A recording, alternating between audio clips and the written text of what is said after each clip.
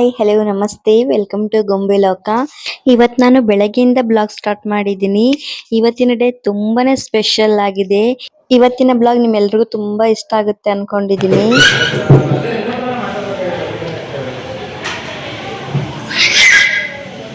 ಇವತ್ತು ಬೆಳಿಗ್ಗೆ ಬಾಗಿಲೆಲ್ಲ ತೊಳೆದ್ಬಿಟ್ಟು ರಂಗೋಲಿ ಹಾಕೋಣ ಅಂತ ಹಾಕ್ತಾ ಇದ್ನ. ಗೊಂಬೆ ಯಾವಾಗ್ಲೂ ನಾ ರಂಗೋಲಿ ಹಾಕೋವಾಗ ಅಲ್ಲಿ ಕುತ್ಕೊಂಡ್ ನೋಡ್ತಾ ಇದ್ಲು.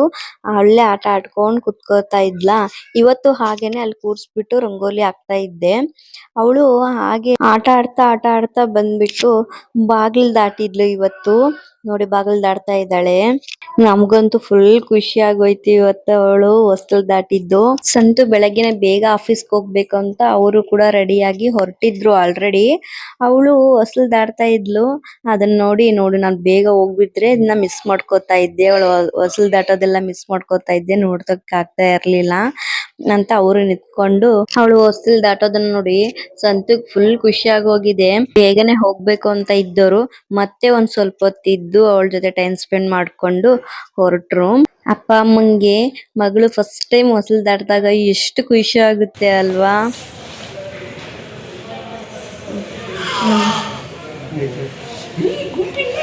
ಅಪ್ಪಾಜಿ ಏನ್ ಮಾಡಕತ್ತಿ?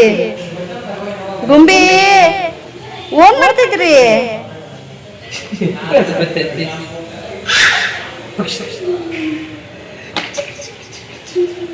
ಏನ್ ಮಾಡ್ತೈತೆ ಗೊಂಬಿ? ಗೊಂಬಿ ಏನ್ ಮಾಡ್ತೈತೆ?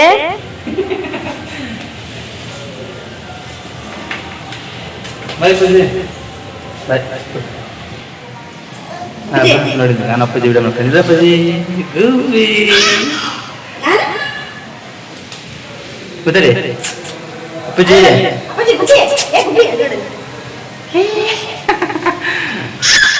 ಗೊಂಬೆಗೆ ಫುಲ್ ಖುಷಿ ಆಗ್ಬಿಟ್ಟಿದೆ. ಆ ರಂಗೋಲಿ ಎಲ್ಲ ಅಳ್ಸ್ಬಿಟ್ಟು ಅದನ್ನೆಲ್ಲ ಕೆಡ್ಸಿ ಚೆನ್ನಾಗಿ ಆಟ ಆಡ್ಕೊಂಡು ಹೂವೆಲ್ಲ ಕಿತ್ತು ಚೆನ್ನಾಗಿ ಆಟ ಆಡ್ತಾ ಇದ್ಲು. ಅವಳು ಸೋಮವಾರ ಆಕ್ಚುಲಿ ಹೊಸ್ತಿಲ್ ದಾಟಿದ್ದು. ನಾನು ಬ್ಲಾಗ್ ನ ಸ್ವಲ್ಪ ಲೇಟ್ ಆಗಿ ಹಾಕ್ತಾ ಇದ್ದೀನಿ. ಗೊಂಬೆ ಹೊಸ್ತಿಲ್ ದಾಟಿದ ಖುಷಿಗೆ ಮನೆಯಲ್ಲಿ ಪೂಜೆ ಮಾಡಿ ಸ್ವೀಟ್ ಏನಾದ್ರು ಮಾಡೋಣ, ಆಮೇಲೆ ಹೊಸ್ತಿಲ್ ಪೂಜೆ ಮಾಡಿದ್ರಾಯ್ತು ಅಂತ ರೆಡಿ ಮಾಡ್ಕೋತಾ ಇದ್ದೆ. ಮುದ್ದಾ ಏನ್ ಮಾಡ್ತೀನಿ? ಮೊದ್ಲು ದೇವ್ರ ಮನೆ ಎಲ್ಲ ಕ್ಲೀನ್ ಮಾಡ್ಕೊಂಡು ದೇವ್ರ ಪೂಜೆಗೆಲ್ಲ ರೆಡಿ ಮಾಡ್ಕೊಂಡೆ. ಹಾಗೆ ಹೊಸ್ತಿಲ್ ದಾಟಿದ್ಲಲ್ವಾ ಅವಳು ಆಗ್ಲೇ. ಹೊಸ್ತಿಲ್ ದಾಟಿದ್ಮೇಲೆ ಹೊಸ್ತಿಲ್ ಪೂಜೆ ಮಾಡ್ಬೇಕಲ್ವಾ, ಹಾಗಾಗಿ ನಾನು ಕೂಡ ಹೊಸ್ತಿಲೆಲ್ಲ ಇನ್ನೊಂದ್ಸರಿ ಚೆನ್ನಾಗಿ ಒರೆಸ್ಕೊಂಡು ಅರ್ಶಿನ ಕುಂಕುಮ ಎಲ್ಲ ಹಚ್ಬಿಟ್ಟು ಹೂ ಬಿಟ್ಟು ಪೂಜೆಗಂತ ರೆಡಿ ಮಾಡ್ಕೊಂತ ಇದ್ದೆ. ನಮ್ಗಂತೂ ಇವತ್ತು ಒಂಥರ ಹಬ್ಬದ ವಾತಾವರಣ ತರ ಅನ್ಸ್ಬಿಟ್ಟಿದೆ. ತುಂಬಾನೇ ಖುಷಿ ಆಗ್ಬಿಟ್ಟಿದೆ. ಅದು ಮಾರ್ನಿಂಗ್ ದಾಟ್ಬಿಟ್ಟಿದ್ದಾಳಲ್ಲ, ಏನೋ ಒಂಥರ ಗುಡ್ ವೈಬ್ಸ್ ತರ ಆಗ್ಬಿಡ್ತು ನಮ್ಗೆ. ಎಲ್ಲಾ ಪೇರೆಂಟ್ಸ್ಗೂ ಹಾಗೆ ಅಲ್ವಾ, ಮೊದ್ಲು ಮಕ್ಕಳು ಹೊಸ್ತಿಲ್ ದಾಟಿದಾಗ ತುಂಬಾನೇ ಖುಷಿ ಆಗೋಗುತ್ತೆ.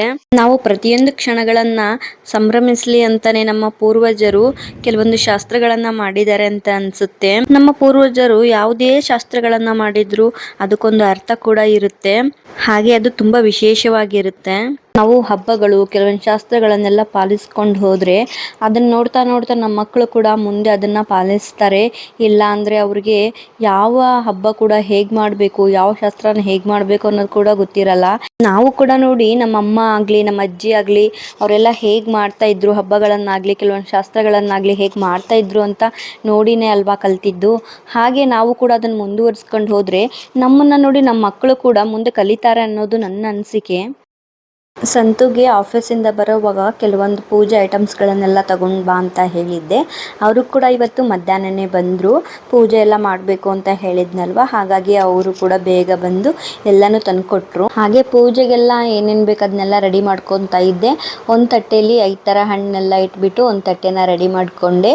ಹಾಗೆ ಇನ್ನೊಂದು ತಟ್ಟೆಯಲ್ಲಿ ಸ್ವಲ್ಪ ಕೆಲವೊಂದು ಹೂಗಳನ್ನೆಲ್ಲ ಜೋಡಿಸ್ಬಿಟ್ಟು ಆರತಿಗೆ ಅಂತ ರೆಡಿ ಮಾಡ್ಕೊತಾ ಇದ್ದೆ.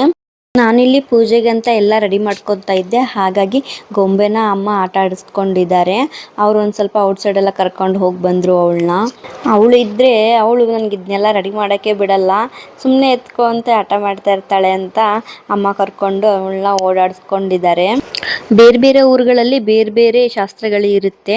ಅದಕ್ಕೆ ಕಮೆಂಟ್ ಮಾಡಿ ಯಾವ ಊರಲ್ಲಿ ಯಾವ ಥರ ನೀವು ಹೊಸ್ತಿಲು ಪೂಜೆನ ಮಾಡ್ತೀರಾ, ಹೊಸ್ತಿಲು ದಾಟಿದ್ದು ಪೂಜೆಗಳನ್ನ ಯಾವ ಥರ ಶಾಸ್ತ್ರ ಮಾಡ್ತೀರಾ ಅಂತ ಕಮೆಂಟ್ ಮಾಡಿ, ನಮಗೂ ತಿಳ್ಕೊಳ್ಳೋ ಅವಕಾಶ ಸಿಗುತ್ತೆ. ಹಾಗೆ ಅಕ್ಷತೆ ಕೂಡ ರೆಡಿ ಮಾಡೋಣ ಅಂತ ರೆಡಿ ಮಾಡ್ತಾ ಇದ್ದೆ. ಒಂದು ಬೌಲಲ್ಲಿ ಸ್ವಲ್ಪ ಅಕ್ಕಿ ಹಾಕ್ಕೊಂಡು ಅರಿಶಿನ ಹಾಕ್ಕೊಂಡು ಮಿಕ್ಸ್ ಮಾಡಿಕೊಂಡೆ. ಆದರೆ ಅದು ಕಲರ್ ಬರಲ್ಲ ಅಲ್ವಾ, ಹಾಗಾಗಿ ಸ್ವಲ್ಪ ನೀರನ್ನು ಹಾಕ್ಕೊಂಡು ಮಿಕ್ಸ್ ಮಾಡಿಕೊಂಡೆ. ಕಲರ್ ಚೆನ್ನಾಗಿ ಬಂತು. ನನಗಂತೂ ಮನೇಲಿ ಈ ಥರ ಏನಾದರೂ ಶಾಸ್ತ್ರಗಳನ್ನು ಹಬ್ಬಗಳನ್ನು ಮಾಡಬೇಕು ಅಂದರೆ ತುಂಬಾ ಖುಷಿಯಾಗುತ್ತೆ. ನನಗಂತೂ ತುಂಬಾ ಇಷ್ಟ. ನಾನು ಒಂದು ತಟ್ಟೆಯಲ್ಲಿ ಈ ಥರ ಎಲ್ಲ ಹೂಗಳನ್ನಿಟ್ಟು ಅಲಂಕಾರ ಮಾಡಿ, ಹಾಗೆ ಅರಿಶಿನ ಕುಂಕುಮನ ಇಟ್ಟು, ಹಾಗೆ ಅಕ್ಷತೆ ಇಟ್ಟು, ಮತ್ತು 2 ದೀಪನ ಇಟ್ಬಿಟ್ಟು ಆರತಿಗೆ ಅಂತ ಎಲ್ಲ ರೆಡಿ ಮಾಡಿಕೊಂಡೆ. ನಾನಂತೂ ಮೊದಲಿಂದನೂ ಹಾಗೆ ಚಿಕ್ಕ ಚಿಕ್ಕ ಕ್ಷಣಗಳನ್ನು ತುಂಬಾ ಸಂಭ್ರಮಿಸ್ತೀನಿ.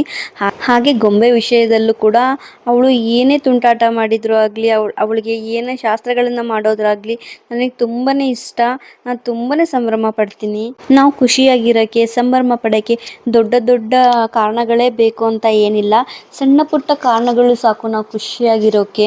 ಮತ್ತು ಹೊಸ್ತಿಲು ಪೂಜೆ ಎಲ್ಲ ಆದಮೇಲೆ ಒಂದು 5 ಜನ ಮುತ್ತೈದೆಯರಿಗೆ ಅರಿಶಿನ ಕುಂಕುಮ ಕೊಡಬೇಕು ಅಂತ ನಾನಿಲ್ಲಿ ಅರಿಶಿನ ಕುಂಕುಮಕ್ಕೆ ಅಂತ ಎಲ್ಲ ಕೂಡ ರೆಡಿ ಮಾಡ್ಕೊತಾ ಇದ್ದೆ. ನನಗೆ ಅನ್ಸೋದೇನಪ್ಪ ಅಂದರೆ, ನಮ್ಮ ಪೂರ್ವಜರು ಏನೋ ಶಾಸ್ತ್ರಗಳನ್ನು ಮಾಡ್ಕೊಂಬಂದಿರ್ತಾರೆ ಅಲ್ವಾ, ಅದನ್ನು ನಾವು ಮುಂದುವರಿಸ್ಕೊಂಡು ಹೋಗ್ಬೇಕು, ಯಾವುದನ್ನು ಬಿಡಬಾರ್ದು ಅನ್ನೋದು ನನ್ನ ಅನಿಸಿಕೆ. ಅವರು ಯಾವುದೇ ಶಾಸ್ತ್ರಗಳನ್ನು ಮಾಡಿದ್ರು ಕೂಡ ಅದಕ್ಕೊಂದು ಕಾರಣ ಕೂಡ ಇರುತ್ತೆ, ಹಾಗೆ ಅದಕ್ಕೊಂದು ಅರ್ಥ ಕೂಡ ಇರುತ್ತೆ. ಅದನ್ನು ನಾವು ತಿಳ್ಕೊಂಡಿರಬೇಕು ಅಷ್ಟೇ. ಆ್ಯಕ್ಚುಲಿ ಇವತ್ತು 9 ಮಂತ್ಸ್ದು ಫೋಟೋ ಶೂಟ್ ಮಾಡೋಣ ಗೊಂಬೆಗೆ ಅಂತ ಪ್ಲ್ಯಾನ್ ಮಾಡ್ಕೊಂಡಿದ್ವಿ. ಹಾಗಾಗಿ ಬೆಳಗ್ಗೆನೇ ಯೋಚನೆ ಮಾಡ್ತಾ ಇದ್ವಿ, ಮಧ್ಯಾಹ್ನಕ್ಕೆಲ್ಲ ರೆಡಿ ಮಾಡ್ಕೊಳ್ಳೋಣ ಫೋಟೋ ಶೂಟ್ಗೆ ಅಂತ. ಆದರೆ ಅವಳು ಬೆಳಗ್ಗೆ ಹೊಸ್ತಿಲು ದಾಟಿದ್ಲಲ್ವ, ಆವಾಗ ಅಂದ್ಕೊಂಡ್ವಿ ಬೇಡ ಇನ್ನೊಂದು ದಿನ ಮಾಡ್ಕೊಳ್ಳೋಣ ಫೋಟೋ ಶೂಟ್ನ, ಇವಾಗ ಪೂಜೆ ಮಾಡಿಬಿಡೋಣ, ಇವತ್ತು ಹೊಸ್ತಿಲು ದಾಟಿದ್ದಾಳೆ ಅಂತ ಅಂದ್ಕೊಂಡ್ವಿ. ಅರಿಶಿನ ಕುಂಕುಮಕ್ಕೆ ಅಂತ ನಾನಿಲ್ಲಿ 2 ವೀಳ್ಯದೆಲೆ, ಅಡಿಕೆ, 2 ಬಾಳೆಹಣ್ಣು, ಹಾಗೆ ಸ್ವಲ್ಪ ಅಕ್ಷತೆನ ಹಾಕಿಬಿಟ್ಟು 2 ಹೂವು ಇಟ್ಬಿಟ್ಟು ರೆಡಿ ಮಾಡಿಕೊಂಡೆ. ಆಮೇಲೆ ಪೂಜೆಯಲ್ಲಿ ಅವಸರ ಆಗಿಬಿಡುತ್ತೆ, ಬೇಗ ಬೇಗ ರೆಡಿ ಮಾಡೋಕ್ಕಾಗಲ್ಲ ಅಂತ ಮೊದಲೇ ನಾನು ಎಲ್ಲನೂ ರೆಡಿ ಮಾಡಿಕೊಂಡು ಇಟ್ಕೊಂಡೆ. ಹೊಸ್ತಿಲು ದಾಟಾಗ ಮನೇಲಿ ಸ್ವೀಟ್ ಮಾಡಿಬಿಟ್ಟು ಪೂಜೆನ ಮಾಡುವಂಥದ್ದಲ್ವ, ಹಾಗಾಗಿ ನಾನು ಸ್ವಲ್ಪ ಸ್ವೀಟ್ ಮಾಡೋಣ ಅಂತ ಅಂದ್ಕೊಂಡಿದ್ದೀನಿ. ಈಗ ಪೂಜೆಗೆಲ್ಲ ರೆಡಿ ಮಾಡ್ಕೊಂಡ್ಬಿಟ್ಟು ಇಟ್ಕೊಂಡ್ಬಿಟ್ರೆ ನಾನು ಆಮೇಲೆ ಸ್ವೀಟ್ ಮಾಡಿಕೊಂಡು ಪೂಜೆನ ಸ್ಟಾರ್ಟ್ ಮಾಡ್ಬೋದು ಅಂತ. ನಮಗೆ ಗೊಂಬೆ ಬಂದಾಗಿಂದ ಏನೋ ಒಂಥರ ತುಂಬಾ ಖುಷಿ ಇದೆ ಮನೇಲಿ. ಅವಳು ಇವಾಗ ಡೆಲಿವರಿ ಆಗಿ ಮನೆ ಕರ್ಕೊಂಬಂದಿದ್ದೀವಿ ಏನೋ ಅನ್ನೋ ಥರ ಫೀಲ್ ಇದೆ. ಆದರೆ ನೋಡಿ ಆಲ್ರೆಡಿ 9 ಮಂತ್ಸ್. ಇವಾಗ ಇಷ್ಟು ಬೇಗ ದೊಡ್ಡವರಾಗಿಬಿಡ್ತಾರೆ ಮಕ್ಕಳಂತೂ. ಮಕ್ಕಳು ಹೇಗೆ ಬೆಳಿತಾರೆ ಅಂತಲೇ ಗೊತ್ತಾಗಲ್ಲ, ತುಂಬಾ ಬೇಗ ಬೆಳೆದ್ಬಿಡ್ತಾರೆ. ಇವಾಗ ಏನೋ ಸ್ವೀಟ್ ಮಾಡೋಣ ಅಂತ ಅಂದ್ಕೊಂಡು ರೆಡಿ ಮಾಡ್ಕೊತಾ ಇದ್ದೀನಿ. ನಾನಿಲ್ಲಿ ಸಿಂಪಲ್ಲಾಗಿ ಕೇಸರಿ ಬಾತ್ ಮಾಡಿಬಿಡೋಣ ಅಂತ ಅಂದ್ಕೊಂಡಿದ್ದೀನಿ. ನಮ್ಮನೇಲಿ ಹೆಚ್ಚಾಗಿ ಸ್ವೀಟ್ ತಿನ್ನೋದು ತುಂಬ ಕಡಿಮೆ ಎಲ್ಲರೂ ಕೂಡ. ಸಂತು ಅಂತೂ ಮೊದಲೆಲ್ಲ ಸ್ವೀಟೇ ಮುಟ್ತಾ ಇರಲಿಲ್ಲ, ಇವಾಗ ಪರವಾಗಿಲ್ಲ ಸ್ವಲ್ಪನಾದರೂ ತಿಂತಾರೆ, ಮೊದಲೆಲ್ಲ ತಿಂತಾನೆ ಇರಲಿಲ್ಲ. ಅದಕ್ಕೆ ಸಿಂಪಲ್ಲಾಗಿ ಕೇಸರಿ ಬಾತ್ ಮಾಡಿಬಿಡೋಣ ಅಂತ ಅಂದ್ಕೊಂಡೆ. ಸಂತುಗೆ ನಾನು ಮಾಡೋ ಕೇಸರಿ ಬಾತ್ ತುಂಬಾ ಇಷ್ಟ ಆಗುತ್ತೆ, ತುಂಬಾ ಇಷ್ಟಪಡ್ತಾರೆ ಅವರಂತೂ. ಕೇಸರಿ ಬಾತ್ ಮಾಡೋಕ್ಕೆ ನಾನಿಲ್ಲಿ 2ರಿಂದ 3 ಸ್ಪೂನ್ ತುಪ್ಪನ ಹಾಕ್ಕೊಂಡು, ತುಪ್ಪ ಕಾದ್ಮೇಲೆ ನಾನು ಇಲ್ಲಿ ಗೋಡಂಬಿನ ಹಾಕ್ಕೊತಾ ಇದ್ದೀನಿ. ನಿಮಗೆ ಯಾವ ಡ್ರೈ ಫ್ರೂಟ್ಸ್ ಬೇಕೋ ಅದನ್ನ ಹಾಕೋಬೋದು. ನಾನು ಗೋಡಂಬಿ ಮಾತ್ರ ಹಾಕ್ತಾಯಿದ್ದೀನಿ, ದ್ರಾಕ್ಷಿ ನಮ್ಮ ಮನೇಲಿ ಅಷ್ಟೊಂದು ಇಷ್ಟಪಡಲ್ಲ, ಹಾಗಾಗಿ ಗೋಡಂಬಿನ ಹಾಕ್ಕೊಂಡು ಅದನ್ನು ಲೈಟಾಗಿ ಫ್ರೈ ಮಾಡಿಕೊಂಡು ಎತ್ತಿಟ್ಕೊಂಡೆ. ಈಗ ಅದೇ ಪ್ಯಾನ್ಗೆ ಸ್ವಲ್ಪ ತುಪ್ಪನ ಹಾಕ್ಕೊಂಡು, ತುಪ್ಪ ಕಾದ್ಮೇಲೆ ಅದಕ್ಕೆ 1 ಕಪ್ಪು ಚಿರೋಟಿ ರವೆನ ಹಾಕ್ಕೊಂಡು ಮೀಡಿಯಮ್ ಫ್ಲೇಮಲ್ಲಿ ಅಥವಾ ಲೋ ಫ್ಲೇಮಲ್ಲಿ ಇಟ್ಕೊಂಡು ಅದನ್ನು ಚೆನ್ನಾಗಿ ಹುರ್ಕೋಬೇಕು. 1 ಕಪ್ಪು ರವೆಗೆ ನಾವು 1/2 ಕಪ್ಪು ತುಪ್ಪ ಬಳಸಬೇಕಾಗುತ್ತೆ, ಆವಾಗಲೇ ಕೇಸರಿ ಬಾತು ತುಂಬಾ ಚೆನ್ನಾಗಿ ಬರೋದು. ನಾವು ಯಾವಾಗ ಕೇಸರಿ ಬಾತ್ ಮಾಡೋಕ್ಕೆ ಸ್ಟಾರ್ಟ್ ಮಾಡ್ತೀವೋ ಆವಾಗ ಒಂದು ಪಾತ್ರೆಯಲ್ಲಿ ನೀರು ಕಾಯೋಕ್ಕೆ ಇಟ್ಬಿಡಬೇಕು. ನಾನಿಲ್ಲಿ 3 ಗ್ಲಾಸ್ ನೀರನ್ನು ಹಾಕ್ಕೊಂಡು ಬಿಸಿ ಮಾಡೋಕ್ಕೆ ಇಟ್ಟಿದ್ದೀನಿ. ನೀರು ಚೆನ್ನಾಗಿ ಕುದಿಬೇಕು. ನಾವಿಲ್ಲಿ ರವೆ ಎಲ್ಲ ಹುರ್ಕೊಳ್ಳೋ ಅಷ್ಟರಲ್ಲಿ ನೀರು ಕೂಡ ಚೆನ್ನಾಗಿ ಕುದಿಯುತ್ತೆ. ನಾನಿಲ್ಲಿ 3/4 ಕಪ್ಪು ಸಕ್ಕರೆನ ಹಾಕ್ಕೊತಾ ಇದ್ದೀನಿ. 1 ಕಪ್ ರವೆಗೆ 1 ಕಪ್ ಸಕ್ಕರೆನ ಹಾಕ್ಕೊಂಡ್ರೆ ತುಂಬಾ ಸ್ವೀಟಾಗಿ ಹೋಗುತ್ತೆ. ಹಾಗಾಗಿ ನಾನಿಲ್ಲಿ 3/4 ಕಪ್ಗಿನ್ನ ಸ್ವಲ್ಪ ಕಡಿಮೆನೇ ಹಾಕ್ಕೊಂಡಿದ್ದೀನಿ ಸಕ್ಕರೆನ, ಆವಾಗ ಸಿಹಿ ಕೂಡ ಕರೆಕ್ಟಾಗಿರುತ್ತೆ.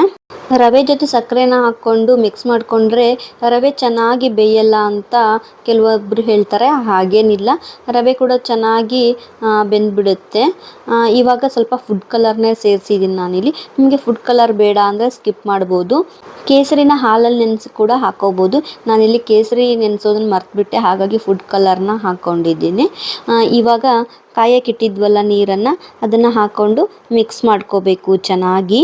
ಯಾವಾಗಲೂ ಕೇಸರಿಬಾತಿಗೆ ಸ್ವಲ್ಪ ಕುದೀತಾ ಇರೋ ನೀರನ್ನೇ ಹಾಕಬೇಕು, ತಣ್ಣಗಿರೋ ನೀರನ್ನು ಸೇರ್ಸಕ್ಕೆ ಹೋಗಬಾರ್ದು. ಇವಾಗ ಇದನ್ನು ಚೆನ್ನಾಗಿ ಮಿಕ್ಸ್ ಮಾಡಿಕೊಂಡು ಒಂದು ಮುಚ್ಚಳನ ಮುಚ್ಚಿಬಿಟ್ಟು ಬೇಯಕ್ಕೆ ಬಿಟ್ಬಿಡೋಣ ಒಂದು 5 ನಿಮಿಷ. ಇವಾಗ 5 ನಿಮಿಷ ಆಗಿದೆ. ಕೇಸರಿಬಾತ್ ಕೂಡ ನೋಡಿ ಎಷ್ಟು ಚೆನ್ನಾಗಿ ಬಂದಿದೆ ಅಂತ, ಸ್ವಲ್ಪನೂ ಅಂಟ್ಕೊತಾ ಇಲ್ಲ, ಎಷ್ಟು ಚೆನ್ನಾಗಿ ಬಂದಿದೆ ಅಂತ. ಇವಾಗ ಡ್ರೈ ಫ್ರೂಟ್ಸ್ನ ಸೇರಿಸ್ಕೊಂಡು ಇದನ್ನು ಚೆನ್ನಾಗಿ ಒಂದ್ಸರಿ ಮಿಕ್ಸ್ ಮಾಡಿಕೊಂಡ್ರೆ ಕೇಸರಿಬಾತ್ ರೆಡಿಯಾಗಿ ಹೋಗುತ್ತೆ. ತುಂಬಾ ಚೆನ್ನಾಗಿ ಇರುತ್ತೆ, ಟೇಸ್ಟ್ ಕೂಡ ತುಂಬಾ ಚೆನ್ನಾಗಿರುತ್ತೆ. ಈ ಥರ ಒಂದ್ಸರಿ ಟ್ರೈ ಮಾಡಿ. ನಮ್ಮನೇಲಂತೂ ಎಲ್ಲರೂ ತುಂಬಾ ಇಷ್ಟಪಡ್ತಾರೆ ಈ ಥರ ಮಾಡಿದರೆ. ಇವಾಗ ಮೊದಲು ಮನೇಲಿ ಪೂಜೆ ಮಾಡಿಬಿಟ್ಟು ಆಮೇಲೆ ಹೊಸ್ತಿಲ್ ಪೂಜೆ ಮಾಡಬೇಕಲ್ವ, ಹಾಗಾಗಿ ಮೊದಲು ಮನೇಲಿ ಪೂಜೆ ಮುಗಿಸ್ಕೋತಾ ಇದ್ದೀನಿ.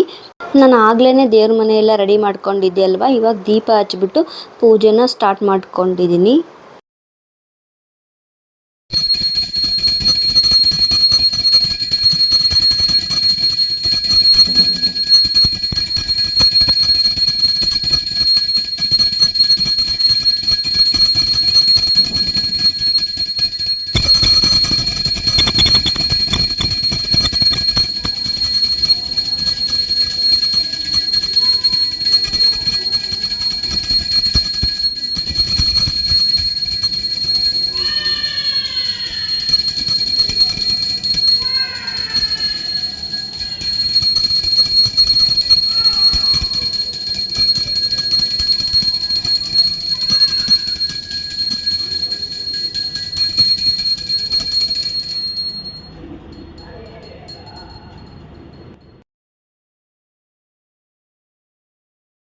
ನಾನು ಎಲ್ಲನೂ ರೆಡಿ ಮಾಡಿಬಿಟ್ಟು ದೇವ್ರ ಮನೆಯಲ್ಲಿ ಇಟ್ಟಿದ್ದೆ.